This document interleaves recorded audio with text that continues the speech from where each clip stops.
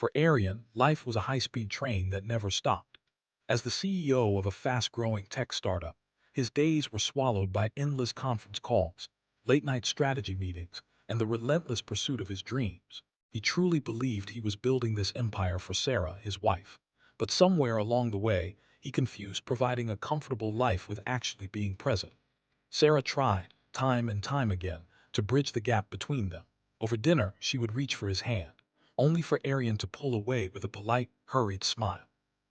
"Not tonight, honey," he would say, his eyes already locked on his glowing phone screen. "I have a massive deal closing tomorrow. We'll talk this weekend, I promise." Weekend after weekend came and went, but tomorrow never seemed to arrive. The breaking point arrived on a rainy Tuesday evening. Aryan walked through the front door of his luxury apartment, exhausted yet buzzing with adrenaline. He had just signed the biggest contract of his career. "Sarah, you won't believe it, we did it," he called out, tossing his keys onto the counter. Silence met him. No footsteps rushing down the hallway, no warm embrace, just a chilling, heavy quiet. Frowning, Aryan walked into the kitchen.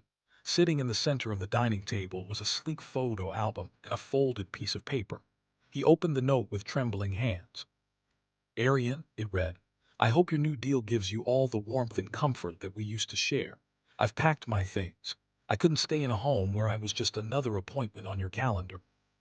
The phone slipped from his fingers, shattering loudly against the marble floor. For the first time in his life, his multi-million-dollar success felt entirely worthless.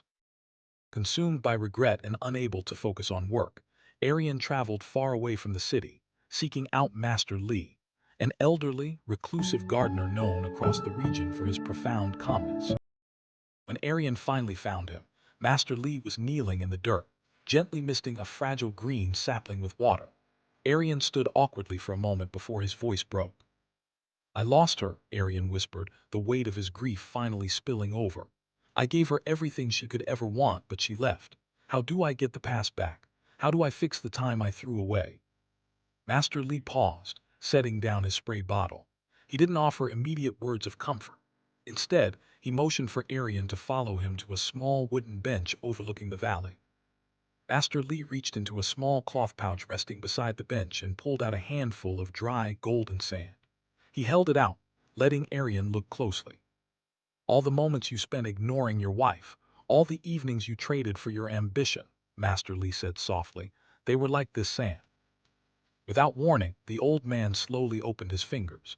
A gust of mountain wind caught the grains, scattering them instantly into the air, swirling away beyond reach.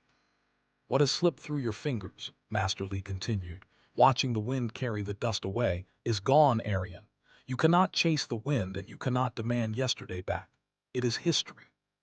Aryan stared at his empty palms, a tear finally escaping and cutting a warm path down his cheek. Master Li reached back into the pouch, scooped up one final handful of sand, and gently pressed it into the center of a small, flat wooden circle on the table. "This," Master Li said, pointing to the cluster of sand resting safely in the circle, "is what remains. It is your today and the unwritten chapters of your tomorrow." The old man looked up, locking eyes with Aryan. "You cannot change the wind, but you can protect what is left in your hands." The words hit Aryan like a physical wave. The fog of his obsession suddenly cleared. He didn't say goodbye to Master Li. He didn't need to. He turned on his heel and sprinted back down the mountain trail toward his car. He wasn't rushing back to sign a contract anymore. He was rushing back to reclaim his life. He drove his car back down the winding mountain road at high speed, a powerful sense of urgency and hope on his face, speeding into the city streets without a single glance at his phone. He stepped out of his car, ran up the steps towards Sarah's place, and opened the door to look at her with tearful, loving eyes, holding out his hands to show her that he was finally here for her as they embraced tightly in the warm evening light.